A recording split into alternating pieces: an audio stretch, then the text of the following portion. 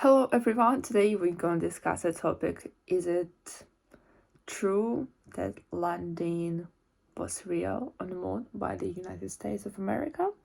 So that's like a really popular theory that's the video were faked, and I think that probably like 90% of people on the earth heard about it or they seen information about it. Maybe not 19%, but lots and lots of people, yeah. So I have a topic from a museum that's Royal Museums Greenwich, and they try to make us believe that these facts they're not fake, and that wasn't filmed on the American Film Academy Studio. So conspiracy theories surrounding the moon landings have proved worrying persistent in the 50 years since Neil Armstrong and Buzz Aldrin took their first small steps on the lunar surface. Yeah, that's true.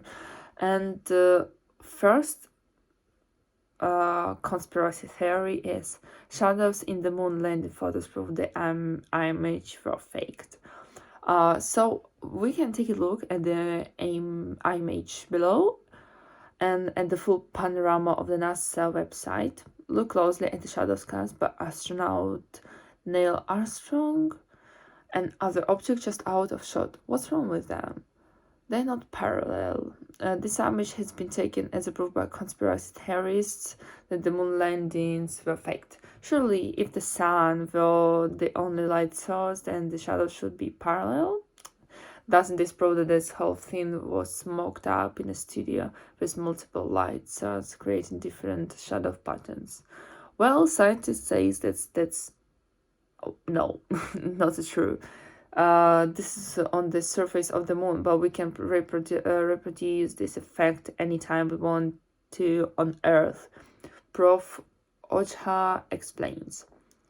You have all seen this phenomenon yourself where, because of perspective, parallel lines appear to be non-parallel.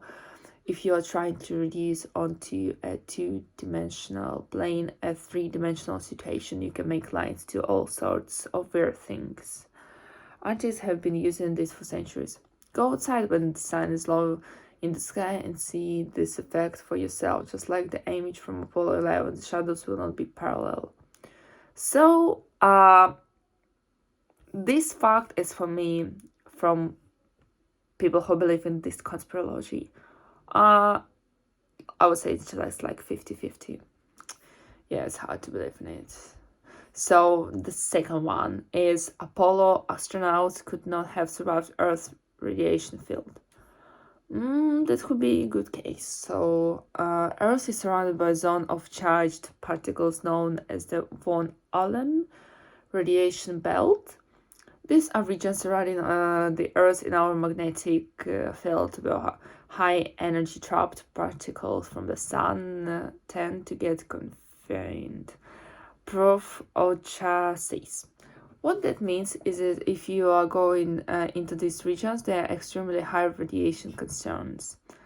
If this is the case, how did the Apollo astronauts travel through the Von Allen radiation belt and out of Earth's orbit unharmed? Surely the amount of radiation will have killed them. Doesn't this prove that the moon landing were a hoax?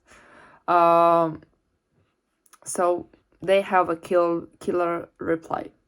My answer to that is firewalking. He says, if you ever done firewalking, you'll know that one thing that you don't do is linger around in the middle of the fire pit. You cross as quickly as you can. From a science point of view, as long as you walk across quite quickly, looking at the thermal conductivity of your feet, you're not going to have enough thermal energy going into the soles of your feet to burn you. You are absolutely fine. Just don't hang around in the middle. In a similar way, the transit time through the Von Allen radiation belt right at the beginning of the Apollo voyages was incredibly short. Traveling through the Von Allen radiation belt, if you are going fast enough, which you need to be if you are going to the moon, is no problem whatsoever. Okay, so they give quite good examples and explaining, but what if they all try to make us believe that it was fake? That's a good question.